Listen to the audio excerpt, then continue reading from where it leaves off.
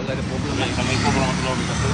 Assalamualaikum. Kepada semua yang datang hadir hari ini, seperti mana semua sedia maklum, permohonan di bawah Seksyen 117 Kanun Prosedur Jenayah, permohonan reman terhadap Wan Azri Muantaris, dikenali sebagai Bapa Gomo atau Sir Azri di kalangan mereka-mereka yang mengikuti beliau di media sosial.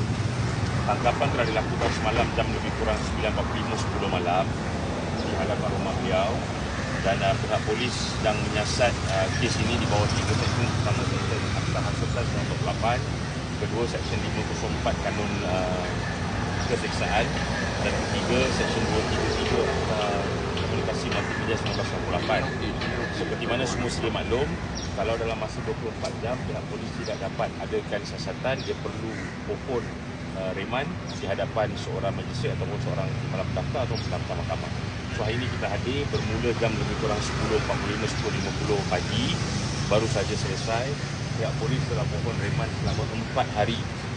Okey, so setelah mendengar ujahan kita, ujahan daripada pihak penyiasat, ujahan penyiasat lagi, ujahan kita, bertimbang balik ujar dan sebagainya, pihak Puan Distrik berpuas hati bahawa perlu ada reman diberikan.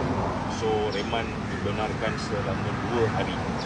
So sekarang ni kita tunggu dan lihat apa yang akan berlaku selanjutnya. Nasihat saya kepada petugas penyiasat, kepada pihak PDRM, kalau ada keperluan untuk tidak melanjutkan selepas 2 hari, dan tak perlu dalam minta lanjutan. Pertama, kedua, kalau boleh selesai rakaman percakapan, teruslah lepaskan, sebab kita merasakan bahawa perkara-perkara sebegini lebih baik ditangani dan diadili secara sivil.